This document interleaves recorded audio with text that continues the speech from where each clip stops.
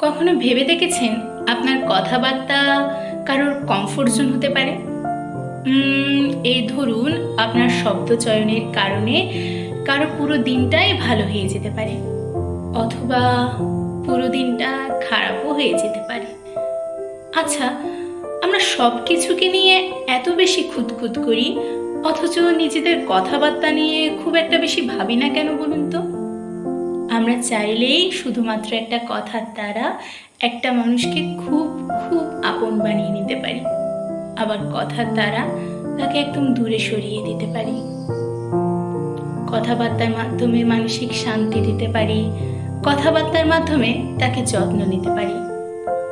পৃথিবীর সব জড়িয়ে ধরা কিন্তু এই শারীরিক হয় না। আপনি কখনো আপনার কথার মাধ্যমে, কথার উষ্ণ ছোঁয়াতে কোনো ক্লান্ত মানুষকে প্রশান্তি দিতে পারেন, তাকে জড়িয়ে ধরতে পারেন, তাকে আগলে রাখতে পারেন। যেখানে 5 মিনিটের উষ্ণ শব্দে একটা মানুষের মুখে হাসি ফোটাতে পারি আমরা, সেখানে আমরা ভাবতে থাকি অন্য কোন উপায়ে কিভাবে কাউকে যত্ন নেওয়া যায়, কিভাবে কাউকে খুশি করা যায়।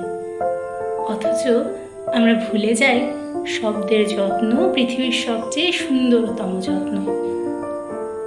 আমরা সেদিকে আর এতটা খেয়ালই করি না কেন? মানুষের ব্যবহার মানুষের পরিচয়। তুমি যদি কারোর সাথে ভালো ব্যবহার করো, ভালো কথা বলো, আর কিছু না হোক, সে তোমাকে সারা জীবন মনে রাখবে।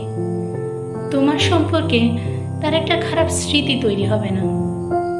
হতেই পারে তুমি তার লাইফে থাকলে বা থাকলে না, কিন্তু তোমার সম্পর্কে তার কোনো খারাপ অনুভূতি যেন না থাকে।